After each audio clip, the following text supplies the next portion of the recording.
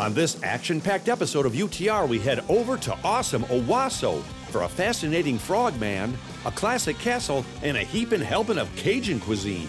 Then we find our way to Flint for some exceptional art, a historic home, and some Soggy Bottom burgers and beers. Get ready to explore the cool people, places, and things that make these two great Michigan cities the place to be. Along the way is where we find the unexpected. Along the way is where we take in the scenery, and often where we have the most fun. Sure, along the way can be the place we stop to fill up or grab a bite to eat. But in Michigan, along the way becomes the place we've been longing for. Because enjoying the journey is always pure Michigan. Your trip begins at michigan.org. There's something special about the pride, the skill, and the passion it takes to build something great. The Construction Association of Michigan, CAM, understands that passion and has been providing contractors with the resources they need since 1885. A visit to the Stalls Automotive Museum will take you back to a time when cars were more than just a way to get around. In addition to beautiful cars, enjoy the collection of gas pumps, road signs, oil cans, and other car-related accessories. Info at stallsauto.com. I've been around the world, but there's one place I keep coming back to. And the more I explore, the more I realize it's the place to be. I'm Tom Dalton, and this is Under the Radar, Michigan.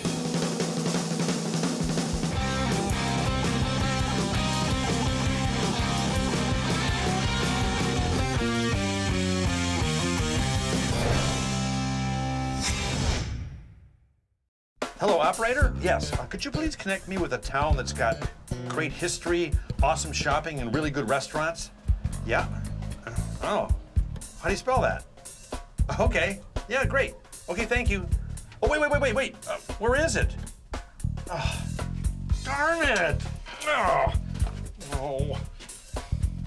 Well, while I sort things out, I will tell you that the town of Owosso was named after Chief Wasso, an Ojibwa tribal leader who lived in these parts.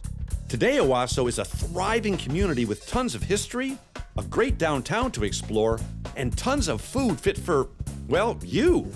It's also the largest city in Shiawassee County, which would put it right about, well, let's go to the map and find out exactly where the heck I am. Awesome Owosso is located pretty much near the middle of Michigan's mighty mitten. Just go to Lansing, look up and to your right, and there she is. You know, Owosso is known for a lot of really great things. But poison dart frogs? What's up with that? Oh, look, there's one right there.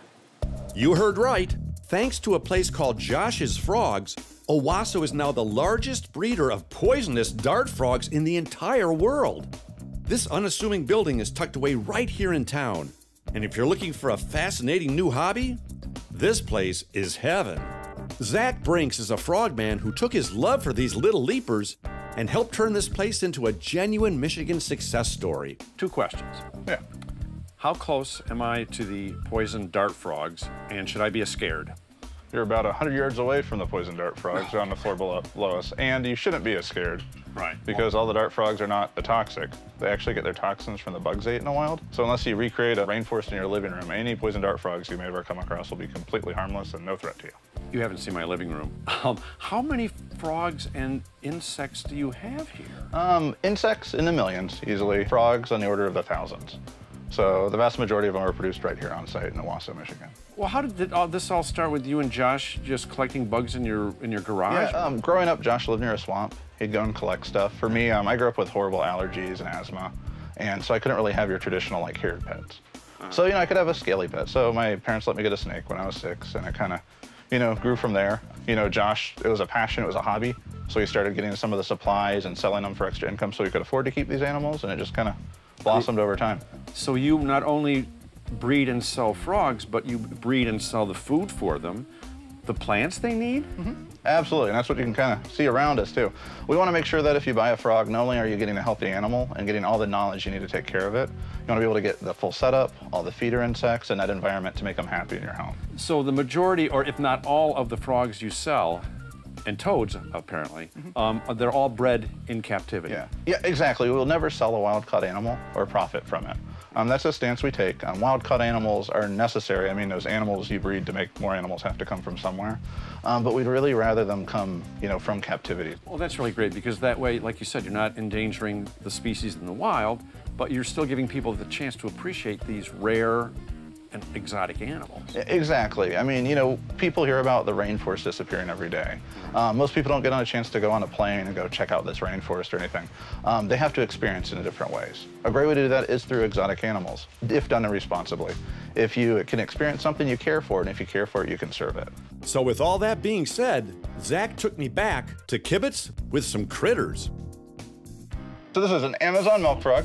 Amazon milk frog? Yeah, they're called because when they're in the wild and they're really threatened, they can secrete a toxic milky substance out of their back. But this is a captive bred animal, so it doesn't get stressed out. It's used to a little bit of handling, so it won't do that for you. Oh, you promise?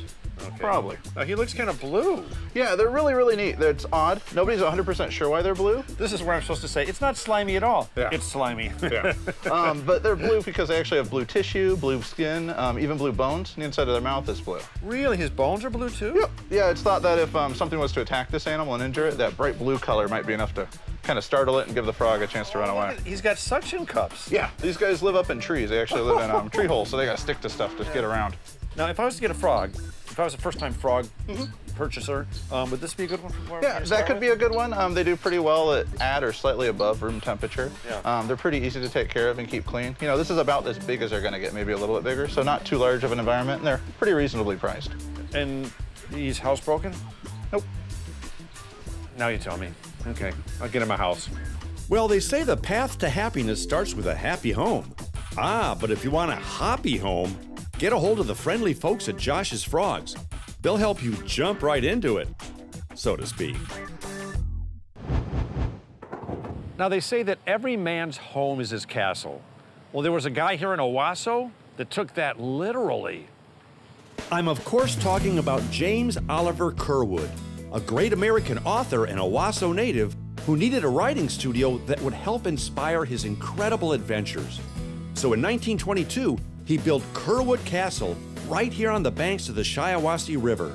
And being the commoner that I am, I thought it best to meet up with Robert Duran Brockway from the Owosso Historical Commission. Well, first of all, Robert, thank you so much for letting a humble serf like me enter the castle. Well, you're so welcome. For people who aren't that familiar with James Curwood, what kind of a guy was he? So James Oliver Curwood was kind of a little eccentric, I would say. He was a writer. He started writing very early on. I think he wrote his first story when he was 9.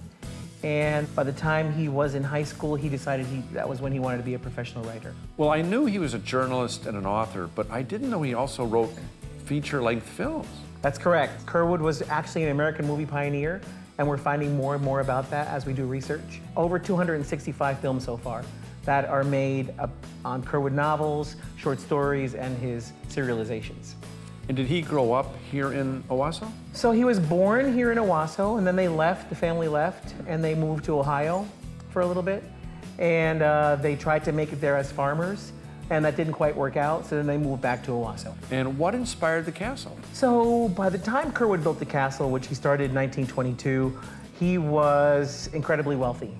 He was a multimillionaire for his time. Actually, at the time of his death, he was the highest paid author per word in the world. So he built the castle to show everyone that he had arrived. And so he had a lot of heads of state coming to visit him. He had a lot of directors, movie stars, royalty from England came to visit Curwood. So he wanted to have like a place to show people, even though he has a really amazing house, a beautiful house that he built, he wanted to have a place for everyone to come and party with him. I call this Curwood's party house. You and I really need a snifter of brandy right now. Probably and some cigars, right? I think James would approve. I think so. Curwood Castle and this entire historic complex is totally worth a peruse through. And it really is a fun and educational day trip for the entire family. And I guarantee you'll have a ton of fun storming this castle. And besides, you never know what royalty you're gonna run into. Oh, look, Princess Buttercup. Inconceivable. Last time I checked, there's a lot of kitchens down in Louisiana, and some pretty good food comes out of them. But if you're looking for some Cajun and Creole cooking that's a little closer to home, I got a place you're gonna love. I guarantee. A whole flock of food aficionados recommended that we give this place a try. So here we are, smack dab in the middle of Lula's Louisiana Cookhouse, a gourmet gastronomic gathering place right downtown that serves up savory Southern selections, cool cocktails, and a mess of friendliness. I was looking for the person responsible for this Southern Owossonian oasis when all patrons pointed me in the direction of this guy, the crazy man in the kitchen himself, John Beelfus. Okay, John, first question for you. Who's Lula, and does Morgan know you're seeing her? Yes to the second question. Where'd you get the name? Actually, we had 2 Lula Mays in my family. Now, I understand also on your business card it says untrained and uncorked. Uncouth. Uncouth? Yeah. Is it untrained and uncouth? Untrained and uncouth. Well, what do you mean by untrained? I had no training. I have the advantage of, and you'll get here someday, age. When you get older, you'll understand better, probably. No, not me, but go ahead. But, you know, I've got the advantage of age. So I was untrained, but I had 50 years of cooking for myself and my family and my friends, and been my passion since I was 15 years old, so. Well, I was gonna ask you when you got bit by the cooking bug, because it was pretty early, right? So I lost my parents early when I was 15. So for the next 2 years, I ate in a restaurant, fish and chips, every day. And 2 things happened. I ran out of money, and I got sick of fish and chips. You know, so I started cooking on my own and just fell in love with it, and particularly passionate for what I call peasant cooking from all over the world. That's the bug that bit me. I don't know if you can see down the hall or how that works, but I've got about 700 cookbooks over there, and that's my brain. That's my brain from around the world, yeah. But how did you end up with a Cajun Creole Southern restaurant? My family was from the South, so the food I grew up with was good, simple Southern cooking. Well, I'm a firm believer that restaurants are 1/3 food, 1/3 ambiance or atmosphere, and 1/3 service. And people say that this place is, it's almost like a getaway. It's like a little mini vacation when they come here. Hospitality is what I grew up with my Southern family. You know, there was, you know, the worst offense that we could have is somebody come to our door anytime and there wasn't enough food to put on the table for them. Never happened in my house with my mom. And so, you know, we started the whole concept here, not creating something to be an awesome restaurant, but creating something that Morgan and I, my wife and I, would be proud of. And it starts with that hospitality. Well, I understand your cocktails are pretty good. Would you mind if I ordered a, oh look. Oh, look. Oh my goodness. Well, here's to many more years of good food. Thank you so much, Tom. And many more of these. The food we devoured at Lula's was absolutely down-home delicious. And the fun we had with John, his wife Morgan, and our newfound friends was second to none. I'm telling you, if you want to enjoy some flavor-forward food with passionate people, linger at Lula's Louisiana Cookhouse for a while. And if you're looking for a fun place to stop, stay, play, and go, try Owosso. And I'll bet you find it even faster than I did. Oh, hello, operator? Hi, yeah, it's me. I just wanted to call you back and let you know I found Owosso. Right under my nose. Yep, thank you so much for your help. Okay, bye-bye. Hey! What the? No!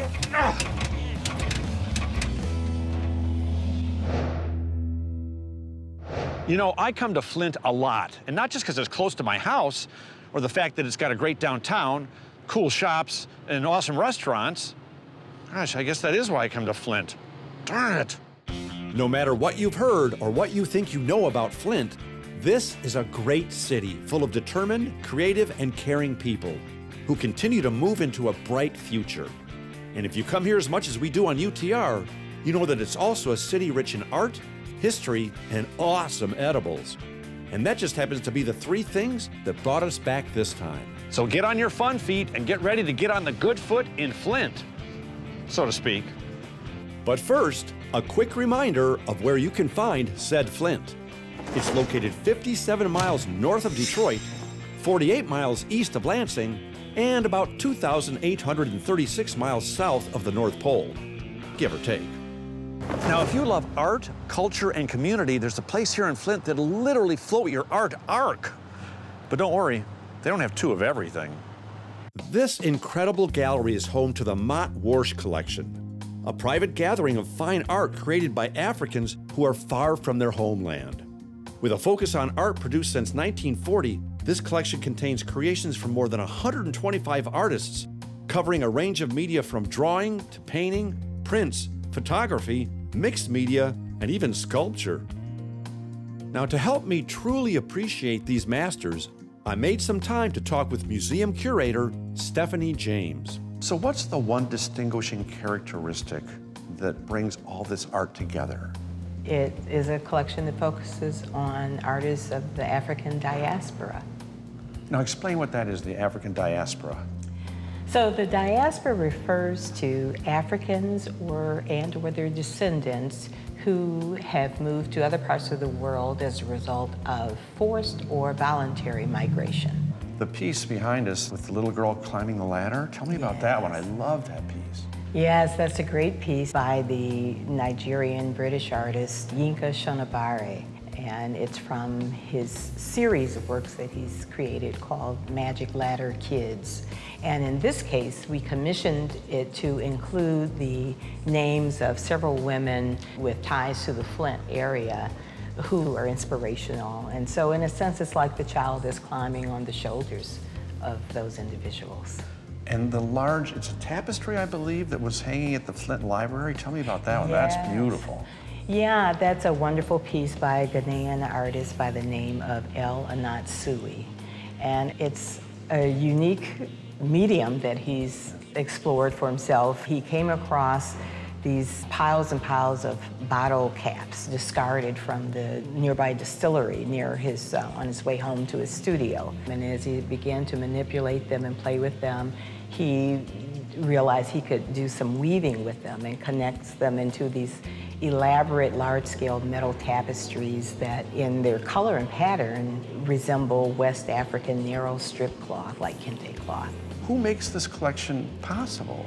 This is all possible through Mary Ann Mott and her late husband, Herman Warsh. Well, thank goodness for people like the Motts and other the good deed doers. Because if it wasn't for people like that, I mean, they make this accessible to all of us. And again, I didn't know this was in Flint, and now that I do, I will be back. All right. Anytime. That's not a threat, it's a promise. The art on display here will grab your mind, body, and soul, and hopefully inspire you to learn more about these gifted artists and their shared culture. Check out the Mott-Warsh collection in Flint. You'll be a better person for it. And I can use all the help I can get. You know, on UTR, I'm always looking for places that'll broaden my brain, heighten my sense of style, and at the same time, lower my blood pressure. And here at Applewood, I think I found a barrel full. Applewood Estate is part of the Ruth Mott Foundation. And if you're looking for a location with loads of history, buckets of beauty, and a heapin' helpin' of horticulture, this is your next day trip destination. So with intellect engaged and my curiosity kicked into high gear, I set out to learn even more from Raquel Team. If you don't mind, I'm just going to pretend like this is my house for just a moment. Okay. Right? Okay, moment's over. This is a beautiful place. It is an absolutely beautiful place. Yeah, I should not live here. Well, none of us live here, but Mrs. Mott really wanted it to be considered a resource in the community. And she wanted the house and the grounds and the estate to be a resource and a place of beauty and tranquility for her adopted hometown of Flint. And then her other core vision was to have this be a place that folks could come to and learn about the legacy of her husband, Charles Stewart Mott. Yeah, because I noticed if you drive around Flint, the Mott name is everywhere. They were very, very influential and important to this community. They absolutely were. Charles Stewart Mott was an auto pioneer. He was one of the co-founders of General Motors, but he was also a noted philanthropist. And so was Ruth, in her own right, a noted philanthropist. And the family has that legacy of philanthropy, of civic engagement. Charles Stewart Mott was a mayor of Flint several times and was very much involved in community life and in many, many levels. What's amazing to me about this home, speaking of family, is this is their family home. Absolutely. And when you tour it, Not only is it incredible inside, but it's cozier than I thought it would be. It's actually, you can tell it was a wonderful family home. It was, and it was well used. And the grounds and the gardens are amazing. How much property is here and how many gardens are there? So it depends on how you count the gardens, so I don't have an exact count, but I can give you some of the highlights of the gardens. So we have a perennial garden that's amazing. We have a team of professional horticulture staff who maintain the grounds, and we also have a fabulous core of volunteers that help to keep the property open, to do tours, to help the horticulture team as well. Just under 19 acres inside the gates and total 34 acres total in the property. Well, I would highly recommend people take this tour just because it's a great window into the life and legacy of a great family. It is. There's no ghosts in there, are there? Not that I'm aware of. But They'll I haven't find me. spent the night there, so I don't know. Well, remember, it's my house. Go ahead. Help yourself. All right. So if hobnobbing with fellow history hunters sounds like an awesome afternoon to you, stop and smell the flowers at Applewood Estate. It's a beautiful and relaxing way to find out more fun and fascinating facts about Flint. Oh, and don't worry, there's no pop quiz at the end. Now, when was the last time you experienced a soggy bottom? Well, fear not, because the Soggy Bottom, of which I boast, serves gourmet burgers and bountiful beers. Bonus. That's right. This is the Soggy Bottom Bar, an unpretentious place locals love, foodies frequent, and where beer lovers belly up to the bar. Yeah, it's a bar, but they've taken the food here to a whole new level. Ken Latz was previously a potable pourer, but he wanted to do something different. So he reinvented the whole hole-in-the-wall experience and made Soggy Bottom a bona fide destination. You know, I love little hole-in-the-wall places like this because you walk in, everybody knows everybody, the drinks are cold, but the food's not always great at places like this, but you change that, right? Yeah, we set out to make our food fresh ingredient, and just like we make our cocktails, everything is fresh juices, and the food is all fresh. We patty the beef, we make the egg rolls, we make the dressings and the dips and all that, because we want it to just be high quality. So even though it is a bar, it is a neighborhood bar, and the menu is bar food, it's a really elevated level of food. Yeah, what made you decide? Was that the first thing you changed when you came in here? Well, when I came here, the kitchen wasn't open yet, so I opened it up, and that was the thing. I said, you know, if we're gonna make a burger, if we're gonna make nachos, if we're gonna do specials where we have bar-inspired food, I want it to be the best. I want our burger to be the best, I want our nachos to be the best, our fries to be the best. I want, if people demand ranch dressing because it's Michigan, I want us to make our own ranch dressing, and I want it to be the best, you know. So you guys have music here too. I mean, this is your typical neighborhood little hole in the wall. Some people call it a dive bar, but it's not. I mean, it's all atmosphere. Well, I think what we are is we're a product of our customers, the people that come in here. And I wanted them to feel like this was their bar, this was their home. And it's a direct, you know, product of what people want. Yeah, it's just, this is my kind of place. It's my kind of place too. That's what I love about it. You know, Flint's gone through some tough times, but we still keep coming back here because we love the people, we love the downtown, we love the food scene. The market is awesome, the farmers market downtown. What's your take on Flint? Flint is back. Flint is on the rise. It's everything that it ever used to be. There's still a lot of work that we have to do, but we're not, as residents of Flint and as business people of Flint, we're not giving up, and we keep pushing, and that's why the downtown area is better than it's ever been, and we just keep pushing. I'll be honest, this place is as comfortable as my own home. Only the food's better and the drinks aren't watered down. If you want to take your bar experience to the next level and at the same time bump beers with some of the real folks of Flint, slide on into the Soggy Bottom Bar. And if visiting Flint isn't on your bucket list, you got a leaky bucket. So plug it and plan a trip here today. Or as they like to say in Flint, come visit Flint. Actually, I just made that up. I'm sure their slogan is much better.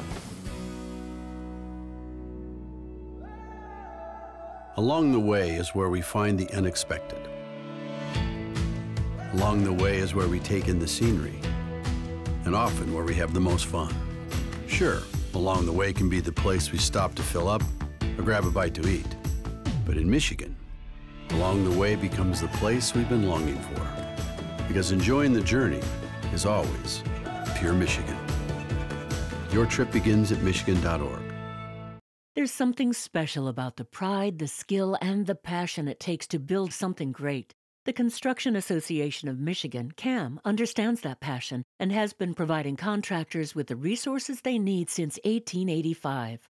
A visit to the Stalls Automotive Museum will take you back to a time when cars were more than just a way to get around. In addition to beautiful cars, enjoy the collection of gas pumps, road signs, oil cans, and other car-related accessories. Info at stallsauto.com.